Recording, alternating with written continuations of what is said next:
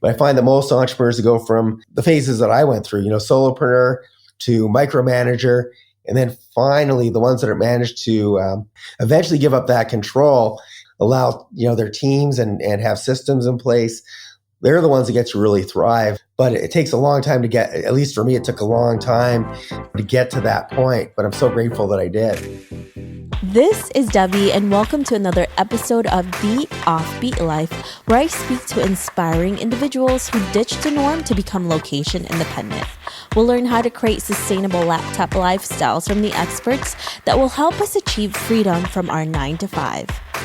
Hey friend, are you looking to land a remote gig ASAP? Well, did you know that we not only have a ton of online jobs you can apply to on our site, but now we are also sending them straight to your inbox. I'm happy to announce that we will be sending our email subscribers legit online jobs every Wednesday. We have done hours of research, so you don't have to. If you want to be the first one to hear about the remote gigs we find, go to theoffbeatlife.com to subscribe. On this episode, I'm really excited to speak with Mike Wolfe, who is a self-made freedom lifestyle entrepreneur, multi-millionaire investor, and international speaker. He has been investing in real estate for almost 30 years and has been involved in several other entrepreneurial ventures. So listen on to find out how Mike has been able to create a freedom lifestyle as a remote real estate investor. Hey everyone, thank you so much for joining us. I'm so excited to be here with Mike. Hey Mike, how are you? I am great. How are you doing? I am wonderful. Before we get to all of your incredible journey, can you tell us a little bit more about you and why you live an offbeat life? Boy, where do I start? Well, let's see. I've been pretty much traveling the world for the last 4.5, 5 years, full time. And before that, traveling on not quite as large a scale, but probably for the last 10 years.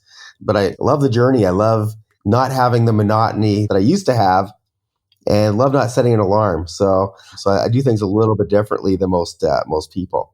Before you got to where you are right now, what did you used to do as your full-time gig? Yeah, so I've been a real estate investor for approximately 30 years now. If we were to backtrack and look at my life, 15 years ago, I was a workaholic. And, I have a daughter who's 24 now. And I remember, when she was growing up, like I was so busy running my business and running around and doing all the work that, there were a lot of days where I wasn't there. I'd leave home, it would be dark out. Come home, it would be dark. And I missed the entire day with her. And then it just kind of dawned on me one day. I was kind of starting to stress out and burn out. Decided I needed a big change. So I started to hire, pretty much had no choice but to start hiring people to deal with some of the things that I didn't want to deal with anymore, because I really was just too much stress. As time went on, I kind of took that to the opposite extreme and pretty much delegated everything. And now I went from workaholic to playaholic, and greatly prefer the playaholic. So, but yeah, I still continue to invest in real estate, but my teams do the work for me. And I've got quite a few properties, but it's other people that are collecting the rent and managing the properties. And I'm not trading my time for money anymore. So now basically, I teach other people how do you do that as well? How do you create passive income? And in my travels, I meet a lot of digital nomads and a lot of people that are kind of working as they go. And I feel very fortunate because I actually, even if I don't work, the money keeps coming in. And that's really what I like to help people learn how to do. How did you actually create your business to become remote, right? Because not a lot of people will think about real estate as something that they can do online, because people often think when you see a real estate person, they're always showing houses and, like you said, they're collecting rent. How did you figure out a system for yourself that you were able to take this job that you were so stressed about and now doing it online, and now you're in Bali and running this remote company, which is incredible? Yeah, well, it's all started with, I'm Canadian, and at one point, I bought my first property in the United States. So I now had homes in 2 different countries, and obviously couldn't be at 2 places at the same time. And so I reluctantly, the first person I hired was a property manager in Las Vegas, where I used to do the beginning of my US real estate career, and realized, the biggest problem with most entrepreneurs, including myself, is we're control freaks. And we don't think, anybody could possibly do what we do as well as, we do it.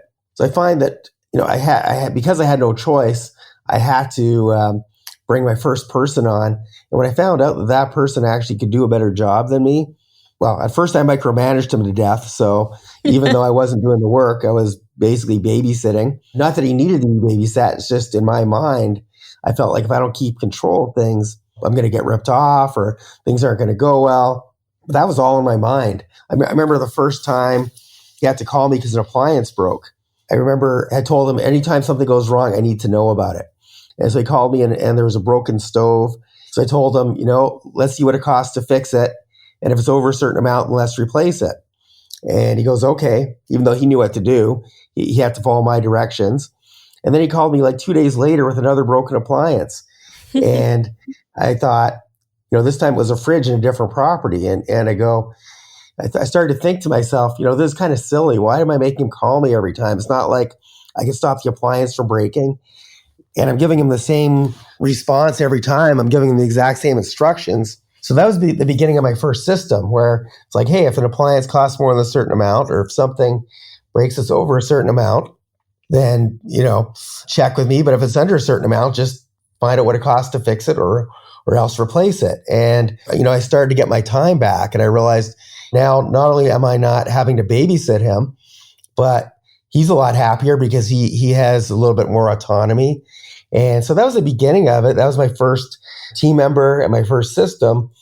And then I realized, almost everything that I was doing could be replaced by somebody who would do it better than me anyway, and was more knowledgeable, and I could get my time back, start to have a lot more fun. And so it started off very small, but as time went on, I scaled that and made it much, much bigger.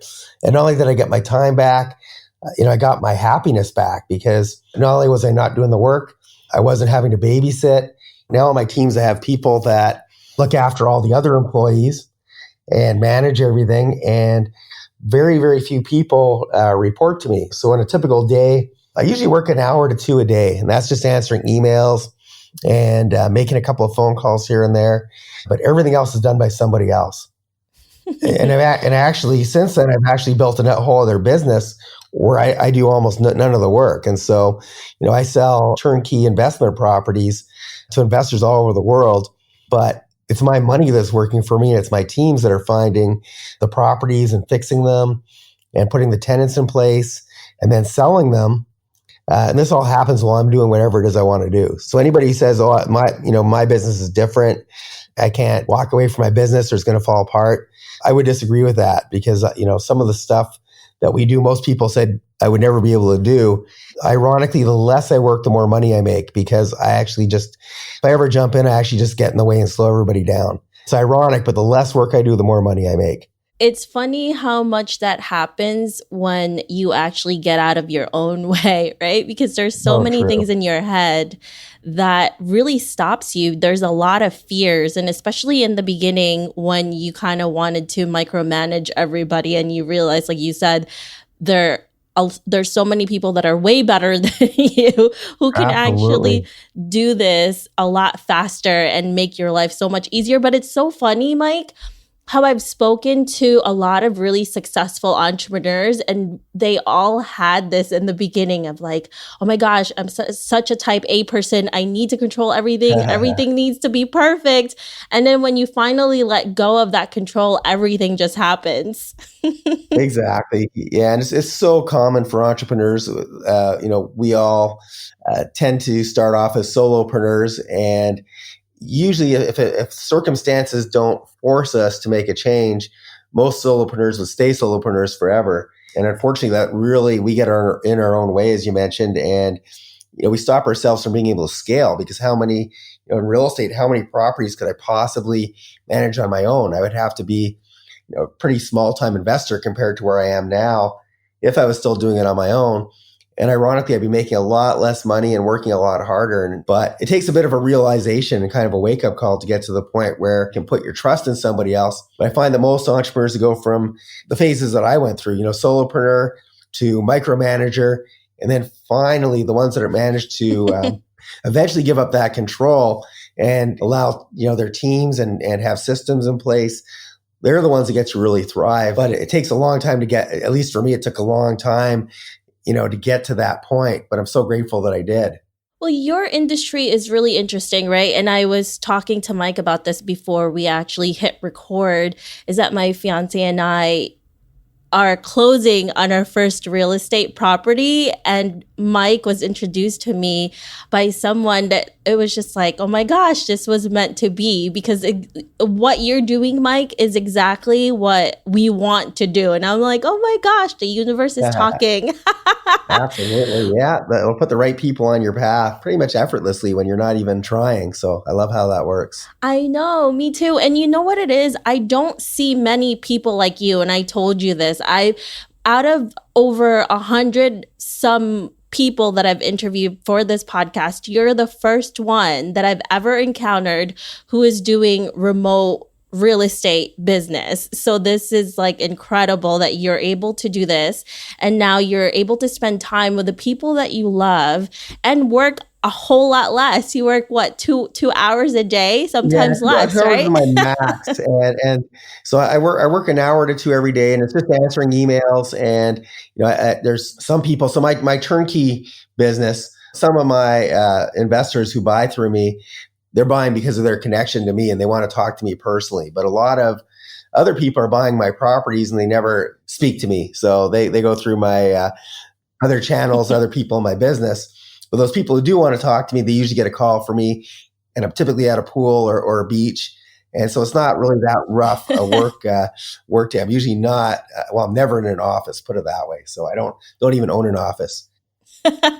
Well, that's what most of our dreams are, is not to be stuck in a cubicle. And you definitely found a way to do that. Let's go back to even now, right? Even now, as your business is flourishing, what has been the biggest setback that you have encountered, and how did you handle it?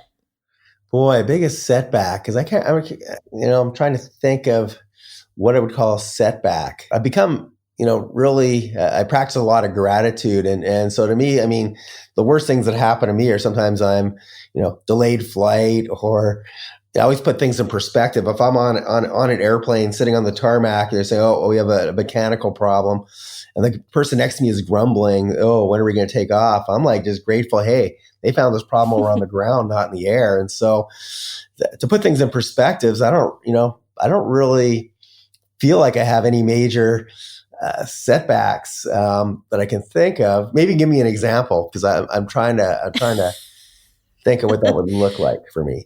So maybe during your time with your business, when you're handling a deal and it didn't work out and you lost something, or it was, a huge hit for you and you really learned from it. Well, most of those things happened before I had this lifestyle. And it was mostly happening when I was a solopreneur, being a one-man show. And so, I look at my biggest setbacks is back in the days when I used to do all the work by myself, and was trading my time for money, and didn't have the time for my daughter, didn't have time to pay attention to my health. I was very, very focused on the money, and I got pretty good at making the money. But, at the same time, when you're not paying attention to the other things that are really meaningful, bad things start to happen. And so, I've had some, health scares and things like that. Those were all kind of in the past. Since I've switched my lifestyle, I feel a whole lot healthier, except for this crazy cough that I've been trying to get over.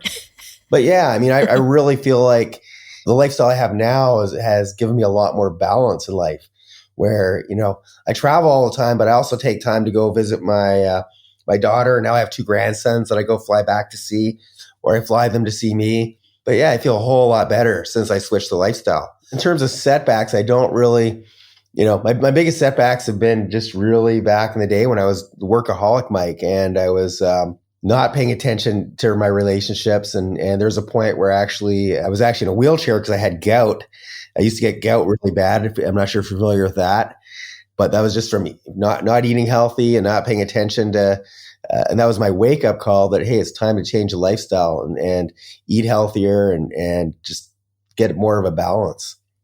It's interesting how all of that changed once you actually let go again of everything and, your energy put in a healthier way and your mentality completely changes. And now you're exactly where you want to be in a totally different way, by the way, than what you probably thought you were going to achieve the success. Yeah.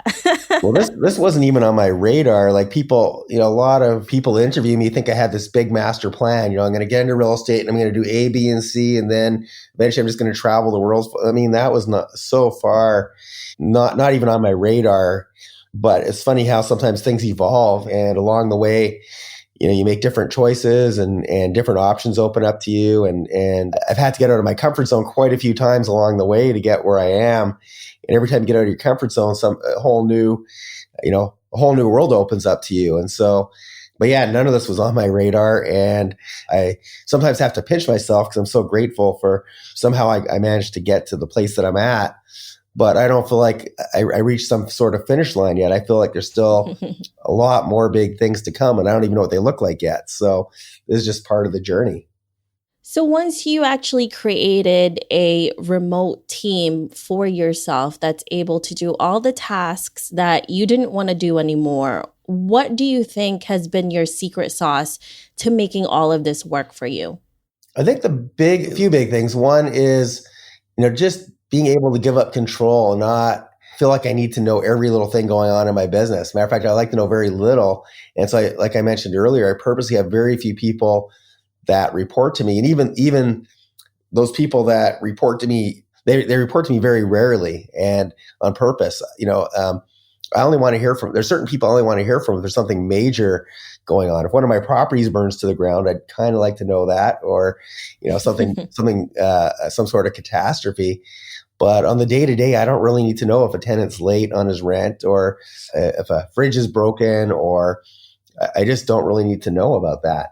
And so I think the biggest thing I'd say is, the mindset where you just know that if you have the right people, you take good care of them, and that's got to be a two-way street. If you want them to take good care of you, you got to take good care of them too. And so not treating them just like, an employee. But I just think once you kind of get in the flow, and also realizing that, hey, some things will go wrong while you're not in the day-to-day, but they would have gone wrong even if I wasn't, if it was me doing it all by myself, things would be going wrong too. So focus on the balance, focus on the lifestyle, be grateful that you've got it. And, just know that it's never going to be 100% perfect. But yeah, I mean, I'm light years away from the workaholic Mike that I used to be. And that was mostly, if not all, mindset shifts. More than building teams is one thing, but if you don't have the right mindset, like I said, you could be a micromanager and still have no life.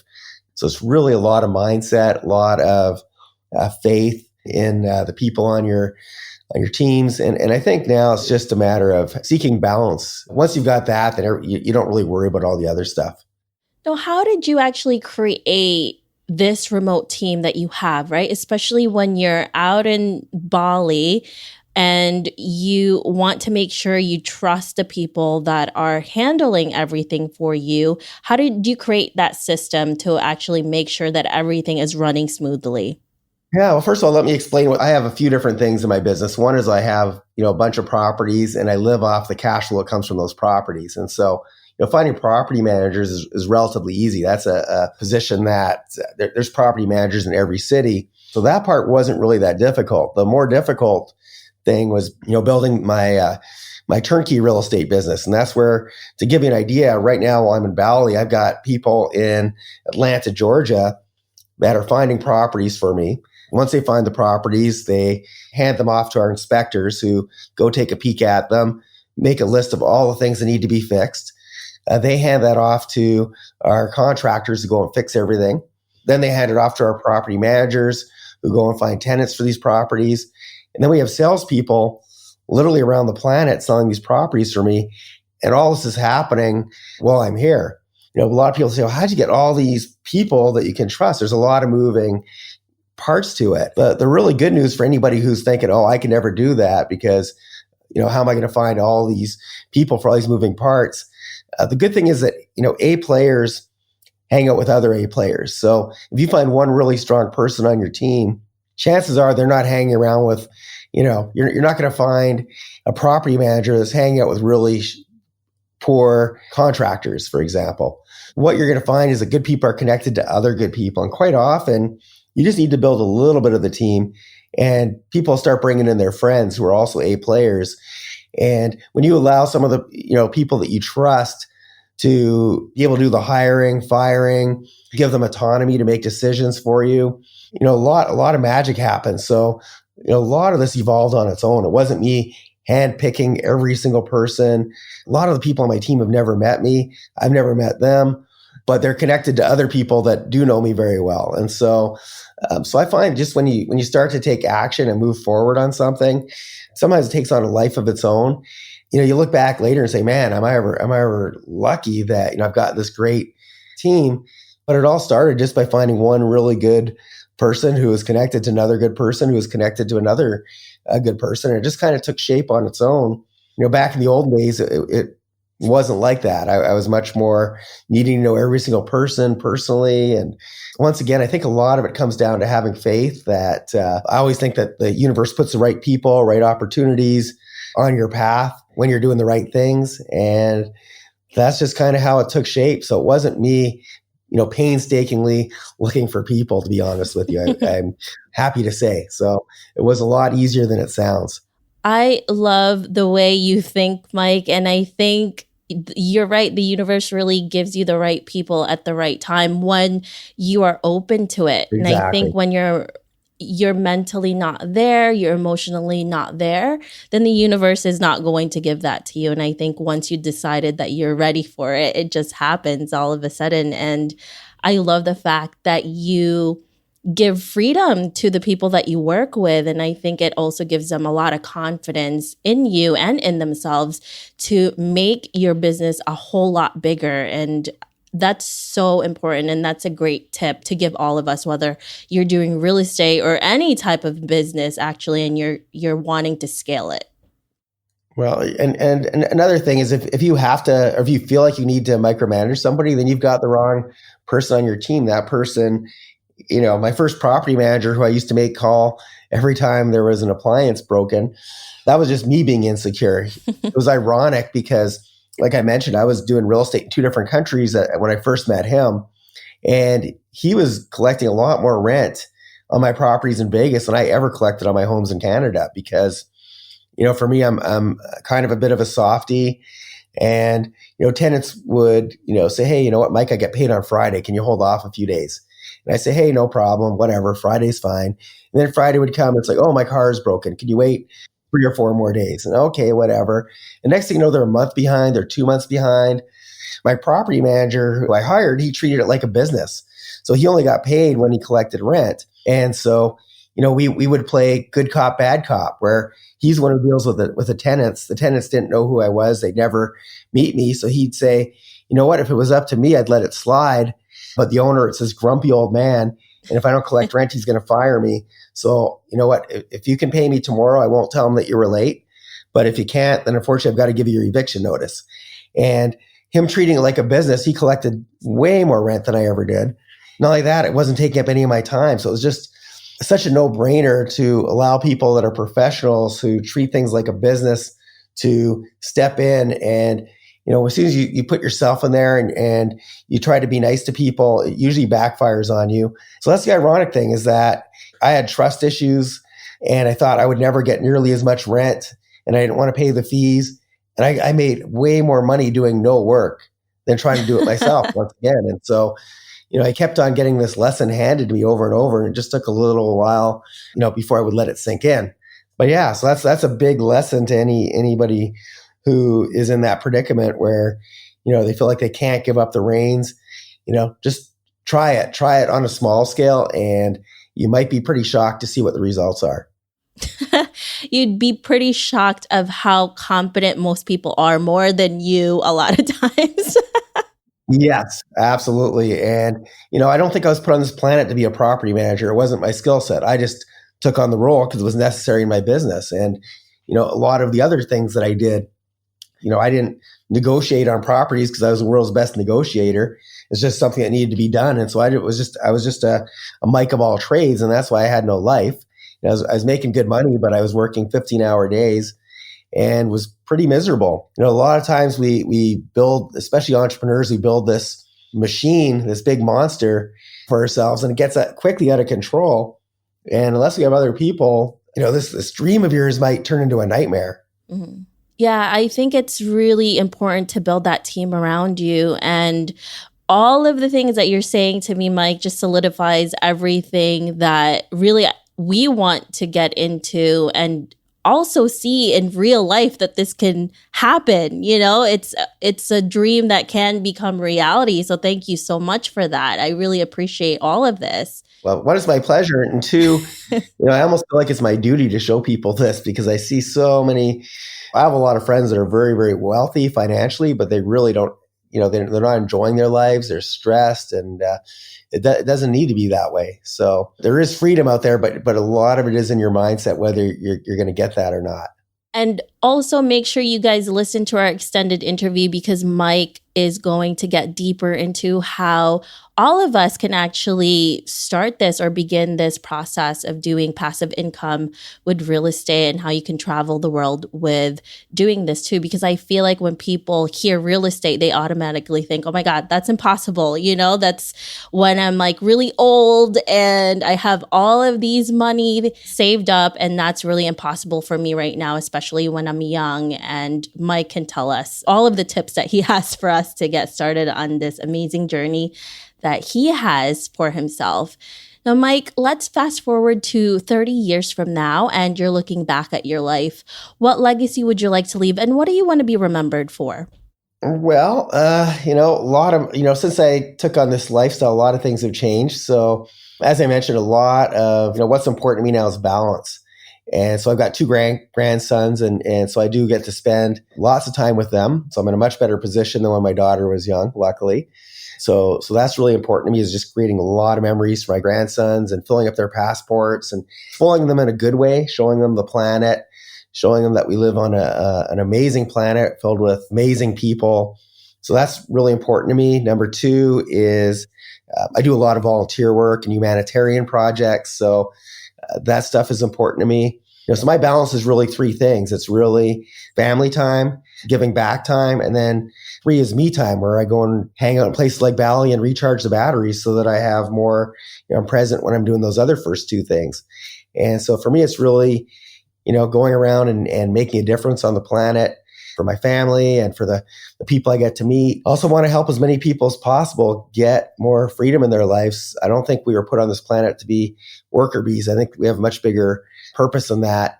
And I want to really share that with, especially people that are in the same position that I used to be in, being the workaholic and having no balance and not really knowing how to escape from that.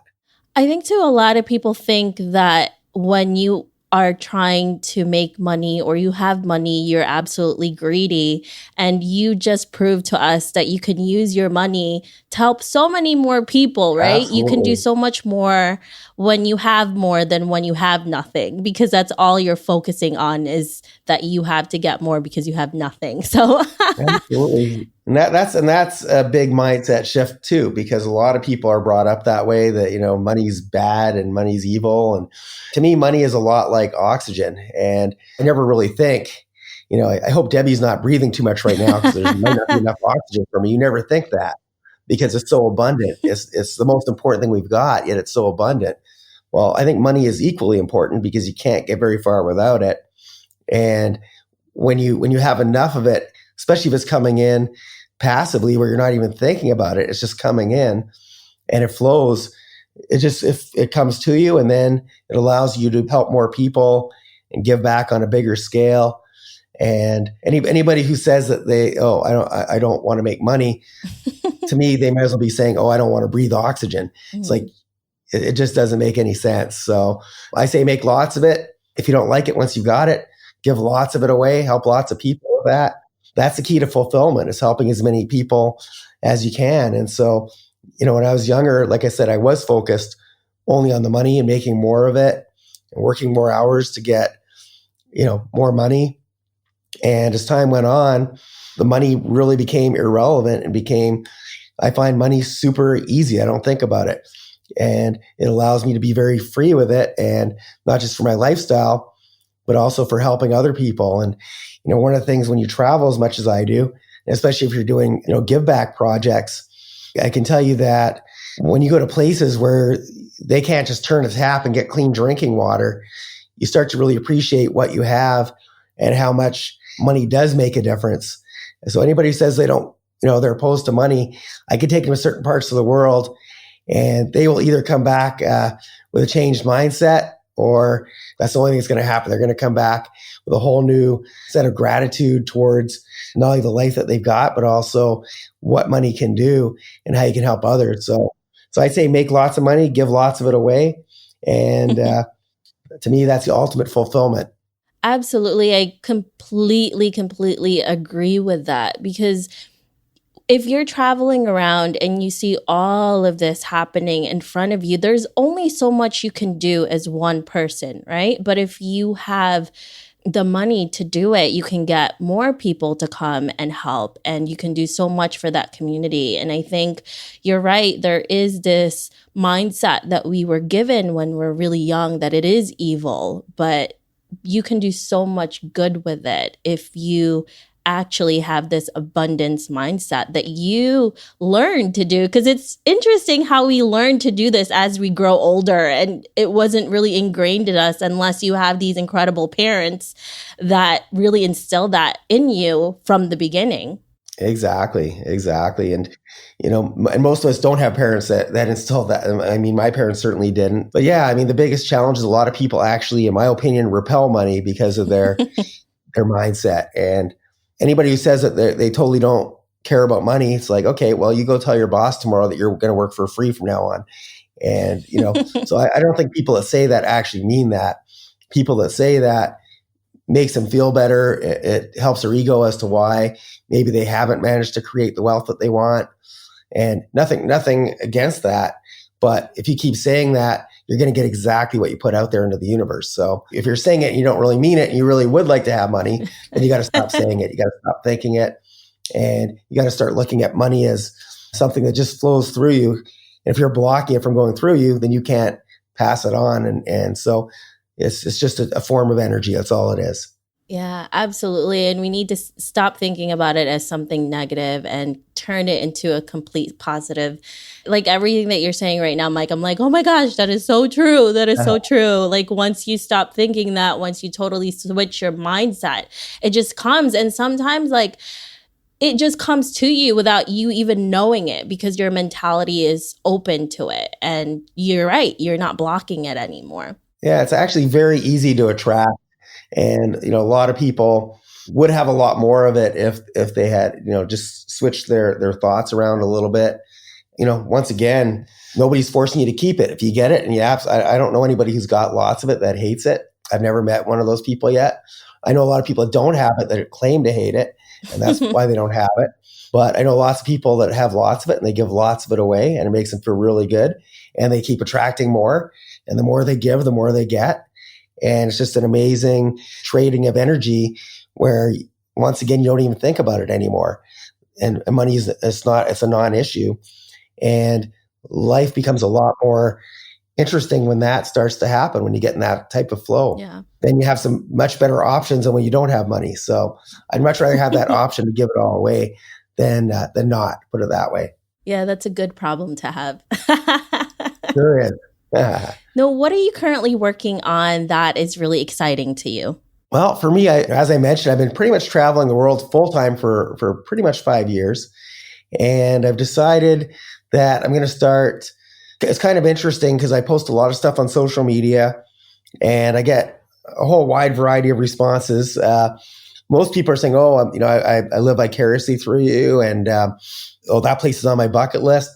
But I also get people, saying, what, you're going to Colombia? Isn't it dangerous there? And ironically, my dad, who's from New York City, at first time I went to Colombia, he goes, what are you doing going to Colombia? It's so dangerous. And I go, have you been there? And he goes, no. I go, how do you know it's dangerous? And they started to recite a news story from like the 1970s. And I'm sure there are parts of Colombia, like everywhere else on this planet, that are dangerous. But in any case, I've been there like 3 or 4 times now. People there are super friendly. And in any case, I have to remind my dad that the biggest terrorist attack in history happened in New York City. And he never tells me don't go to New York. So I'm filming a show, since my last name is Wolfe. It's called Worldwide Wolfe. And it's just about my adventures and showing off, what a beautiful planet we live on, and showing some of my favorite places and just the magic that happens. And also just interviewing people that are doing really positive things, because there's so many people that their perception of the planet is so skewed by what they see on mainstream media that they're afraid to go anywhere. And that drives me crazy, because I've been to probably around 75 countries now, and never had a major scare, never been injured. I've had nothing happen to me that wouldn't have happened had I stayed at home. And so I want to show people what an amazing place we live, this planet is, and how many people there are making a difference and doing great things. And so that's kind of my one of my give back projects. I just want to get more people exploring and being less afraid of other people because they have different color skin and different customs, and just featuring the magic that happens when you get away from your television and start exploring and going on a bit of a journey. Everything will shift, and your whole mindset shifts, and how you view the planet shifts, and how you treat other people shifts. So I want to share that. That's my big thing that I'm just starting as we speak. That is really exciting, Mike. I'm so excited to learn more about that, and make sure you share that with us once it's out. No, I definitely will. Yeah, because that's absolutely really, really interesting. And I actually had a previous interview, and we talked about the same thing that you just talked about, is most people are so fearful to live outside of their bubble that they don't realize that it's better to experience it in your own eyes, because there's so many things that are so untrue in what the media is portraying, that you're missing out on so many amazing things around the world. And so much of what you see is politically based, and the government and the media, they want you to see certain cultures as being dangerous, or we need to build walls. And I'm not going to get political here, but anyway, I think we should be tearing down walls and removing borders. And I love freedom I have of being able to go to all these different countries and meet with real people, not this BS that you see on TV. And I just want to show people that it's safe to get out there and get away from. I think the most dangerous place to be is in front of your TV set. So so I don't spend any time there, and I don't think people should, other than to watch Worldwide Wolfe once we release that. Except for Mike's show, that's for sure. So that you can and you can listen to Debbie's show too. So yes, listen to me and watch Mike. There you go. Exactly. So, but the interesting thing is that my shows, I'm self-sponsoring it. So it's going to be just, in my opinion, just totally, objective. It's not, nobody can buy what we show. So it's just going to be as objective as I could possibly make it, and just kind of be a glimpse into what I see every day. So, Mike, if our listeners want to know more about your show that's coming up and how they can reach you, where should they go? Yeah, best bet is just at this point, it's still pretty early, so we don't have the website up yet. We're just starting. But you can email me at info@mikewolfemastery.com. And it's Wolf, just like the animal, no E. So info@mikewolfemastery.com. That is the best last name ever. Thank you. I didn't have much say in it, but worked out pretty good. Thank you so much, Mike, for being here. I really appreciate all of the knowledge that you gave us. Thank you for having me. It's been my pleasure. I hope you enjoyed this interview with Mike. Make sure to visit theoffbeatlife.com. Again, that's theoffbeatlife.com to get the extended interview where he shares how to create passive income in real estate. Have you been thinking about starting a podcast? Well, what are you waiting for? This is the best time to do it. And lucky for you, I have created the most comprehensive ebook to help you start, grow, and monetize your show called How to Create a Profitable Podcast, where I share all of my proven strategies that has allowed me to leave my 9-to-5 to become a full-time podcaster. If you want to learn more, go to howtocreateapodcast.com. Hey listeners, thank you for listening to this episode, and I'm so thankful for your support. I would love to hear your thoughts on this episode and get suggestions on guests, topics we can discuss, and so much more. Feel free to reach out at hello@theoffbeatlife.com and let me know what you'd like to hear. If you like the show, don't forget to give us some love and review on iTunes. Thank you again for being a part of this journey, and I can't wait to hear how your location independent story will unfold.